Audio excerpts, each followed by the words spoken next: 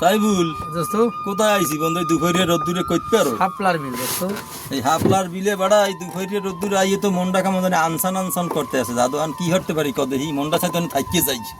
তাইলে এক দোস্ত কাজ করো, এই জায়গায় একটা সুন্দরী একটা মেয়ে দেখে তোমাকে বিয়ে করাই দিই, তুমি থাইকা যাও এখানে শ্বশুর কথা বাড়ি। কিন্তু দোস্ত কোনো পিলেই খারাপ কও না বাড়া। কথা কিন্তু সত্যি কথাই কইছি।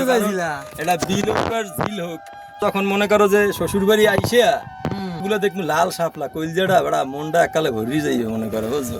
এরপরে শাপলার ঝোল, শাপলার ঝোল চিংড়ি মাছ দিয়ে রান্না পুরে খামু সেই একটা টেস্ট। তো বন্ধুরা এখন কিন্তু মনে করেন বিয়ে করতে যাইতে যে শাপলার বিরে নগদের বার কিন্তু চলে আইছি। এখনই কিন্তু নৌকোর দুধ দিয়ে মাইয়ে দেওয়া শুরু। মাসুম এখানে রায়বা ঠাইবা রেডি করো ছোট ভাই।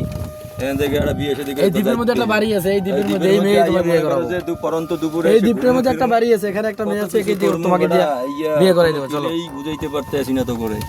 আর বরিশালে নিয়ে যাদের অ্যালার্জি আছে ভাই, এমন সুন্দর দৃশ্য কোথায় পাইবেন ভাই? বরিশালকে নিয়ে অনেকেই বাজে কমেন্টস করেন, মন্তব্য করেন অন্য আদার ডিস্ট্রিক্টের লোকেরা।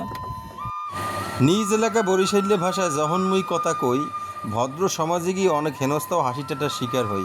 অনেক কষ্ট করে মুই নিলাম ভদ্র ভাষা শিখে, তাদেরকে কেমনে বুঝে দুধের স্বাদ কি আর ঘোলে মিটে। নিজের ডিস্ট্রিক্টের ভাষায় কথা বলার শান্তি কিন্তু আলাদা। সো সবাই মাতৃভাষায় কথা বলার চেষ্টা করবেন। আর কোনো মানুষের ব্যক্তিগত আচরণ নিয়ে তার ডিস্ট্রিক্ট নিয়ে কখনো সমালোচনা করবেন না, কারণ সে অ্যাজ এ পার্সন হিসেবে খারাপ, ডিস্ট্রিক্ট কখনো খারাপ না।